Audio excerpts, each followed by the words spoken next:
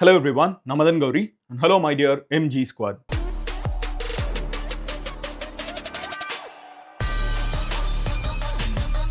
Coming Monday, that is 12 January 2026 வந்து actor விஜய்க்கும் சரி பொலிட்டீஷியன் விஜய்க்கும் சரி ரெண்டு பரிணாமத்தை வந்து இப்போ விஜயனா எடுத்திருக்காங்க. அந்த ரெண்டு பேருக்குமே வந்து ஒரு முக்கியமான நாளா மாறுறதுக்கான சான்சஸ் இருக்குது.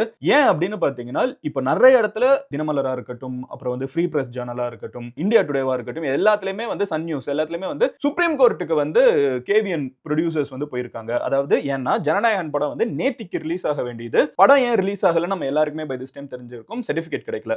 சர்டிபிகேட் வந்து கொடுத்திருக்கணும், அவங்க கொடுக்கல. அவங்களோட ப்ரொடியூசரே நேத்திக்கு ஒரு வீடியோ ரிலீஸ் பண்ணிருக்காங்க. அது ஒரு அப்பாலஜியாவே அவங்க சொல்லியிருக்காங்க. மன்னிச்சிருங்க, நாங்க முடிஞ்ச அளவுக்கு நாங்க எல்லா எஃபர்ட்டையும் போட்டுட்டு இருக்கோம். ஃபேன்ஸ் எல்லாம் நிறைய எதிர்பார்ப்போட இருக்கீங்க.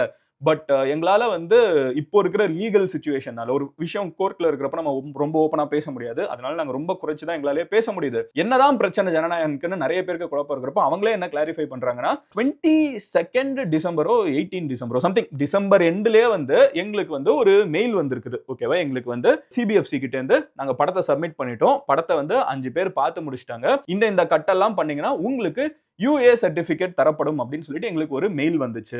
which is டிசம்பர் மாசம் ஒரு 1 வீக் முடியறதுக்கு முன்னாடியே 2025 எண்ட் ஆகிறதுக்கு முன்னாடியே எங்களுக்கு வந்து ஒரு மெயில் அனுப்பிச்சிட்டாங்க. இந்த மாதிரி படத்தெல்லாம் பார்த்தாச்சுங்க, 27 கட் இருக்குது, இதுக்கு நீங்க ஒத்துக்கிறீங்கன்னா உங்களுக்கு யூஏ சர்டிபிகேட் வந்துரும்னு சொல்லிட்டாங்க. நாங்களும் அது எல்லாத்தையும் ஏத்துக்கிட்டு ஓகே நாங்க கட் பண்ணிடுறோம்னு சொல்லிட்டு மறுபடியும் சப்மிட் பண்ணோம். எங்களோட நாலேஜ் என்னன்னா, ஓகே அவங்க ஒரு கட்டு சொல்லியிருக்காங்க, மெயில் அபிஷியலா போட்டிருக்காங்க, இதெல்லாம் நீங்க பண்ணிட்டீங்கன்னா உங்களுக்கு யூஏன்னு. நாமளும் எல்லாத்தையும் பண்ணிட்டு மறுபடியும் சப்மிட் பண்ணிருக்கோம். பட் அதுக்கப்புறம் அது வந்து மறுபடியும் இன்னொருத்தங்க அதுலயே கம்ப்ளைண்ட் பண்ணுவாங்க பார்த்தவங்களே, அதுக்கப்புறம் கேஸ் மறுபடியும் இழுத்துக்கிட்டே போகும். இது நாங்க எதிர்பார்க்கல. அப்ப வேற வழி இல்லாம நாங்க வந்து படத்தை ரிலீஸ் பண்ணணும். படம் வந்து 9th ரிலீஸ் ஆகணும். எங்களுக்கு வந்து 5th 6th 7th எங்களுக்கு எந்த கிளாரிட்டியும் இல்லாமலே போயிட்டு இருக்குங்கிறதுனால நாங்க வந்து கோர்ட் அப்ரோச் பண்ணோம். சோ கோர்ட்ல என்ன நடந்துச்சுன்னு நம்ம எல்லாருக்குமே தெரிஞ்சிருக்கும். 2 விஷயம் முக்கியமா நடந்துச்சு. ஃபர்ஸ்ட் கோர்ட் வந்து படத்தை ரிலீஸ் பண்ணலாம் அப்படின்னு சொல்லிட்டாங்க காலையில. ஆனா சாயங்காலம் மேல்முறையீடு, அதாவது மறுபடியும் அப்பீல் பண்ணி இன்னொரு ஹையர் கோர்ட்டுக்கு போலாம்.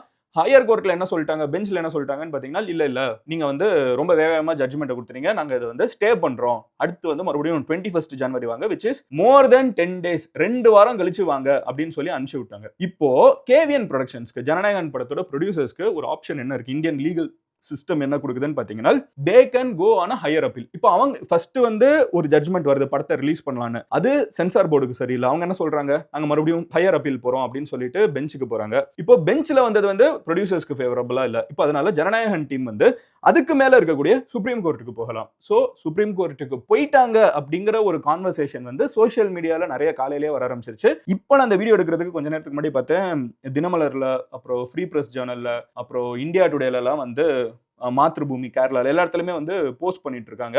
But full detail of what they're appealing ஃபார்ங்கிறது வந்து இன்னும் வரல. சோ ப்ராபபிலி அவங்க என்னென்ன சுப்ரீம் கோர்ட் போய் கேட்கலாம்னு பாத்தீங்கன்னா, ஒன்னு எங்களுக்கு ஃபர்ஸ்ட் ஜட்ஜ்மெண்ட் வந்துச்சுல அதையே வந்து கண்டினியூ பண்ணுங்கன்னு சொல்லி கேட்கலாம். ரெண்டாவது அது எல்லாத்தையும் விடுங்க, எங்களுக்கு படத்தை ரிலீஸ் பண்றதுக்கு எங்களுக்கு ஹெல்ப் பண்ணுங்க அப்படின்னு சொல்லி கேட்கலாம்.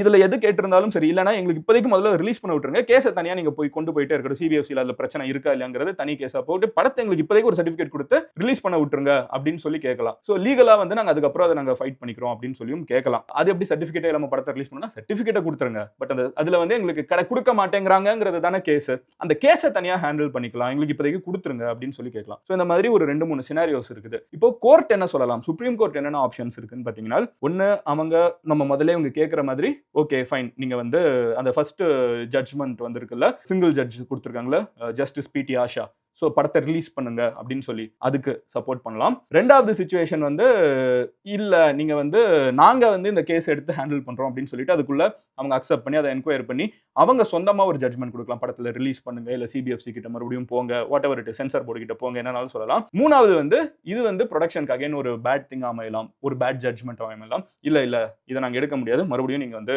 ஹை கோர்ட்டு கிட்டே போங்க, அவங்க தான் உங்களுக்கு சரி, அவங்க சொல்றதை ஃபுல்லா ஃபாலோ பண்ணுங்கன்னு சொன்னாங்கன்னா அகைன் நீங்க திரும்பி வரணும். சோ இதுல எந்த ஆப்ஷன் அவங்க வந்து இவங்க அப்ளை பண்ணிருக்காங்கங்கிற பட்சத்தில் சுப்ரீம் கோர்ட் என்ன ஜட்ஜ்மெண்ட் கொடுக்கும்னு தெரியாது. பட் இவங்க வந்து கொஞ்சம் வேகமா எடுங்கன்னு சொல்லி தான் கேட்டிருக்காங்க. That means maybe Monday hearing வரலாம். That is on 12th January வந்து ஜனநாயகன் படத்தோட கேஸ் வந்து சுப்ரீம் கோர்ட்டுக்கு மூவ் ஆகலாம். படத்தை அங்க வந்து அவங்க கேட்டுட்டு ரிலீஸ் பண்ணலாம், இல்ல பண்ண வேணாம், இல்ல மறுபடியும் நீங்க வந்து ஹைகோர்ட்லயே அதை ஹேண்டில் பண்ணுங்க, 21st January வரைக்கும் நீங்க வெயிட் பண்ணி கேஸை கண்டினியூ பண்ணுங்கன்னு சொல்லலாம். இந்த 3 சினாரியோ இருக்குது. ஸோ அது என்ன நடக்கும்னு நம்மளுக்கு தெரியல. But what ever it is, 12th January வந்து சுப்ரீம் கோர்ட்டுக்கு வந்து இந்த கேஸ் போகுதுங்கிறது தான் வந்து இப்போதைக்கு சோஷியல் மீடியா சாட்டராகவும் இருக்குது. அட் த சேம் டைம் சில ரெப்யூட்டட் மீடியாஸ் வந்து ரிப்போர்ட் பண்ண ஆரம்பிச்சிருக்காங்க. நேத்திக்கு படம் ரிலீஸ் ஆகல அப்படின்ன உடனே கொஞ்சம் கொஞ்சமா நம்ம ஊர்ல இருக்கக்கூடிய சில முக்கியமான நபர்கள் வந்து படத்துக்கு வந்து இந்த மாதிரி ஒரு சென்சார் சர்டிபிகேட் கொடுக்காம படத்தை ரிலீஸ் பண்ணாம விடாம இருக்கிறது வந்து தப்பு அப்படின்னு சொல்லி பேசினாங்க. அதுல முக்கியமான 2 பேர் யாருன்னு பாத்தீங்கன்னா, தமிழ்நாட்டோட சிஎம்மும் இதை பத்தி ட்வீட் பண்ணாங்க. அண்ட் கமல்ஹாசன் அவர்கள், மக்கள் நீதி மையத்தோட தலைவர், அவங்களும் வந்து ட்வீட் பண்ணிருக்காங்க. And he is also an artist and அவங்களோட படமே நிறைய பேன்ஸ் எல்லாம் ஃபேஸ் பண்ணிருக்குது. அவங்க 2 பேருமே அதை பத்தி பேசியிருக்காங்க. அதுல ஆக்சுவலா கமல்ஹாசன் அவங்க பேசினது வந்து எனக்கு கொஞ்சம் பிடிச்சிருந்துச்சு. அதுல அவங்க என்ன சொல்றாங்க அப்படின்னு பாத்தீங்கன்னா, இது வந்து ஒரு நபரை பத்தின பிரச்சனை கிடையாது, இது மொத்தமாவே வந்து ஒரு கலெக்டிவா இந்த இண்டஸ்ட்ரியில இருக்கிற ஒரு பெரிய பிரச்சனை. இது ஒரு தனி நபர் மேல எல்லாத்தையும் கொண்டு போயிட்டு இருக்காங்க. பட் அப்படி கிடையாது. ஒரு படத்துல நிறைய பேர் இன்வால்வ் ஆயிருக்காங்க.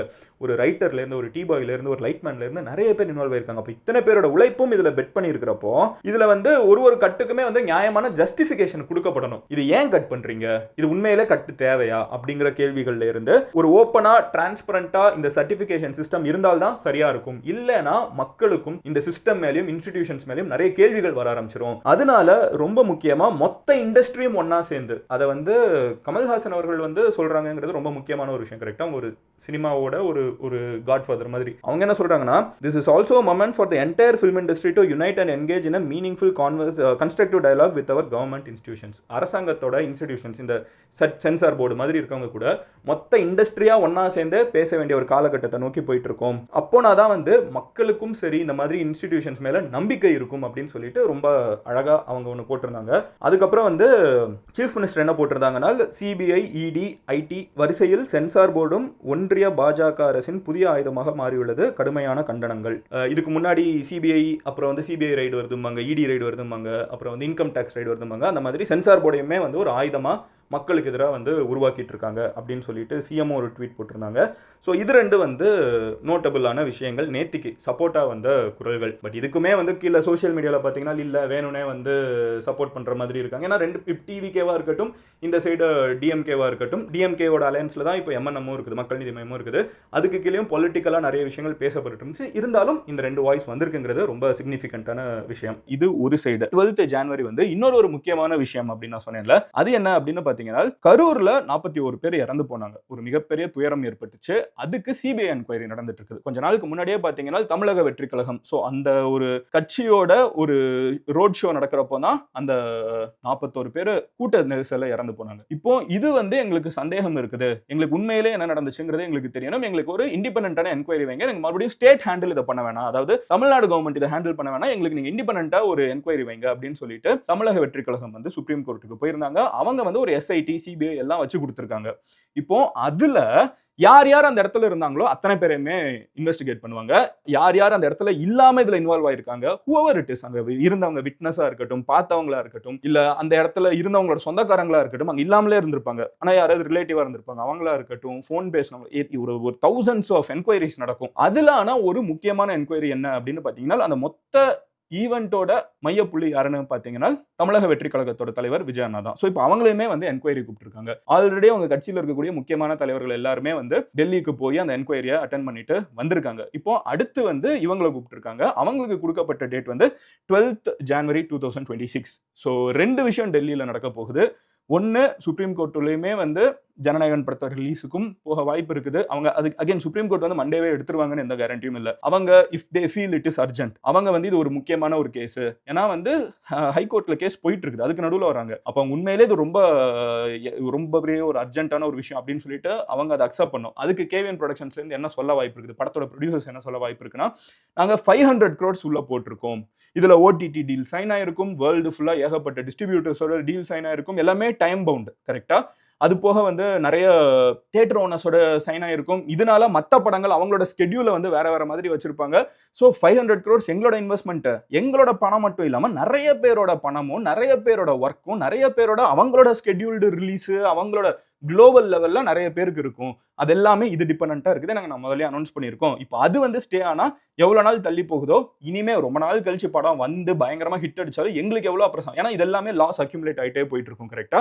அண்ட் மூவி பிசினஸ் நம்மளுக்கு தெரியும். இந்த ரிலீஸ் டேட்ங்கிறது சொன்ன டேட்டுக்கு ரிலீஸ் பண்றதுங்கிறது எல்லா ப்ரொடியூசருமே ரொம்ப முக்கியமான ஒரு விஷயம். இல்லைன்னா எங்களுக்கு வந்து நிறைய லாசஸ் இருக்குன்னு சொல்லுவாங்க. ஸோ இதெல்லாத்தையும் சொல்லி சுப்ரீம் கோர்ட்ல அவங்க அப்பீல் பண்ண போறாங்க. சுப்ரீம் கோர்ட் வந்து ஆமா இது உண்மையிலேயே ஒரு எமர்ஜென்சியான ஒரு விஷயம், இது ஒரு அர்ஜென்ட்டான விஷயம், நாங்க உடனே எடுக்கிறோம் அப்படின்னு சொல்லி அவங்க அக்செப்ட் பண்ணி அதை எடுக்கணும். அப்படி எடுத்தாங்கன்னால் இந்த கேஸ் வந்து மேபி மண்டே வந்து ஹியரிங்க்கு வரலாம். ஓகேவா? அண்ட் அது வந்து அதுக்கப்புறமாகவும் ஹியரிங் வரலாம். But what ever it is 12th January வந்து நம்மளுக்கு இதை பத்தின கிளாரிட்டி இன்னும் நிறைய கிடைக்கும். ஸோ அன்னைக்கு நம்ம மேபி இதுல ஏதாவது ஒரு மிகப்பெரிய மூவ்மெண்ட் ஏதாவது நடந்துச்சுன்னா பேசலாம். பட் அன்டில் தென் நிறைய பேர் வந்து என்கிட்ட டிஎம் பண்ணி கேட்டுட்டு இருக்கிறது, ட்விட்டர்ல டேக் பண்ணி கேட்கறது, இன்ஸ்டாகிராம்ல கமெண்ட் செக்ஷன்ல கேட்கறது, மதன் படம் எப்போ ரிலீஸ் ஆகுங்கிற ஒரு கேள்விதான். படம் எப்போ ரிலீஸ் ஆகுங்கிற கேள்விக்கான பதில் யாருக்குமே தெரியாது. It is postponed indefinitely. ஏன்னா சர்டிபிகேட் கைக்கு இன்னும் வரவில்லை. இது எல்லாத்தையும் தாண்டி ஜனநாயகனோட டீமுக்கு ஒரு ஆப்ஷன் இருக்குது. கேஸ் எல்லாத்தையும் வித்ட்ரா பண்ணிட்டு அந்த ரிவிஷன் கமிட்டிக்கு அனுப்பணும்னு சொல்லியிருக்காங்க. அதாவது சர்டிபிகேட் எல்லாம் தரோம்னு சொல்லிட்டு மறுபடியும் அவங்க வந்து கம்ப்ளைண்ட் பண்ணி மறுபடியும் ரிவிஷன் கமிட்டினா இன்னொரு ஒரு பஞ்ச் ஆஃப் பீப்புள் உட்காந்து பார்ப்பாங்க. ஸோ அப்படி இருக்கிறப்போ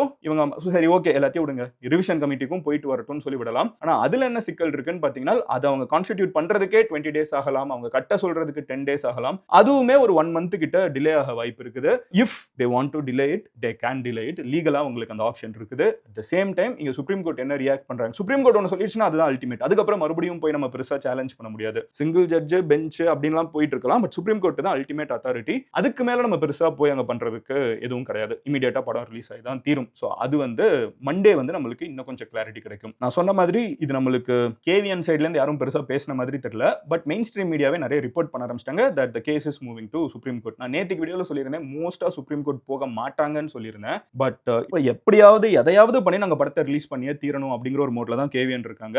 அவங்க வந்து ப்ரொடியூசரே நேற்றுக்கு வந்து எல்லாருக்கிட்டையுமே தெரியும் எங்களுக்கு ஃபேன்ஸ் வந்து எவ்வளோ ஆவலா இருப்பாங்க. அது போக வந்து இவங்களோட கடைசி படங்கிறப்போ வந்து எல்லாருக்குமே ஒரு பெரிய எக்ஸ்பெக்டேஷன் இருக்கும். He deserves a farewell. அவங்களுக்கு ஒரு நல்ல ஃபேர்வெல் கொடுக்கணுங்கிறதும் எங்களோட நோக்கம் தான். இந்த மாதிரி பல காரணங்கள் இருக்குது. நாங்க வந்து அப்பாலஜைஸ் பண்ணிக்கிறோம். அவங்க பேசுறதெல்லாம் பார்க்குறப்போ அவங்க எப்படியாவது இதை ஃபிக்ஸ் பண்ணணும்னு பார்க்குறப்போ சுப்ரீம் கோர்ட் போறாங்கிறது அதுக்கான அறிகுறிகள் தான் இப்போ அதிகமாக இருக்குது. ஸோ என்ன நடக்குதுங்கிறத நம்ம வெயிட் பண்ணி பார்க்கணும். And irrespective of what happens on Monday supreme court இவங்க போனாலும் இல்லை சிபிஐ என்கொயரிக்கு தமிழக வெற்றி கழகத்தோட தலைவர் விஜயன் அவங்க போனாலும் மொத்த கேமராஸுமே வந்து டெல்லியில் நாளை கழிச்சு நியூஸ் ஃபுல்லாக கவர் பண்ணிட்டு இருக்கும். So yeah Monday will be a big day for all of Tamil cinema and Tamil Nadu politics. ரெண்டுமே வந்து அங்க ஃபோக்கஸ் பண்ணி பார்த்துட்டு இருப்பாங்க என்ன நடக்குதுங்கிறத. எல்லா கட்சிக்காரங்களும் பார்ப்பாங்க, எல்லா ப்ரொடியூசர்ஸும் பார்ப்பாங்க. அங்க என்ன நடக்குதுங்கிறத ரொம்ப மும்முரமா வாட்ச் பண்ணிட்டு இருப்பாங்க. ஸோ அன்னைக்கு என்ன நடக்குதுங்கிறத நான் அன்னைக்கு வந்து பேசுறேன்.